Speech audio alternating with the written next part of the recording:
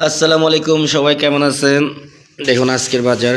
এই যে টমেটো আনছি কেজি 50 টাকা, আলু আনছি নতুন আলু কেজি 50 টাকা, আর মরিচের কেজি 80 টাকা, আর এটা চিংড়ির গুঁড়া, ওইটা 1 পা হইলো 250 গ্রাম হলো 70 টাকা।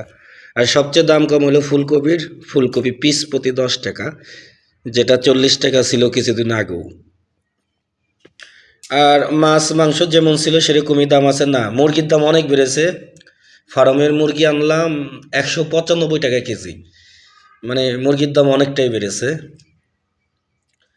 আর এই তো বাজার আর কি। আর পেঁয়াজ হলো 60 টাকা 60 টাকা কেজি আমাদের এখানে, পেঁয়াজ 60 টাকা। আর ওই যে সিজনাল শাক, পালং শাক, এটার দাম কম, এটা তো ঠান্ডার সময় এগুলির দাম কমই থাকে, এটা নতুন কিছু না।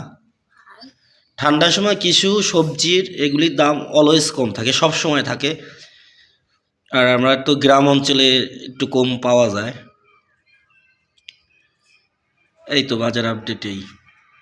আর পেঁয়াজ হলো 60 টাকা, পেঁয়াজ আমি কিনি না, আমার গাছ থেকে আনিনি, কিন্তু 60 টাকা দাম। আর টমেটো 50, আলু 50, সব তো শুনলেনি। মাছ স্বাভাবিক দামে আছে।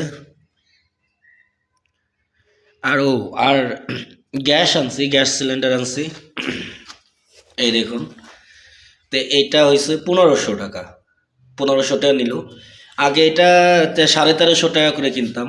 তো এই সিলিন্ডারে প্রায় 250 টাকা বৃদ্ধি হয়েছে দাম, আস্তে আস্তে বৃদ্ধি হচ্ছে আর কি। আর এগুলি তো দেখলেন।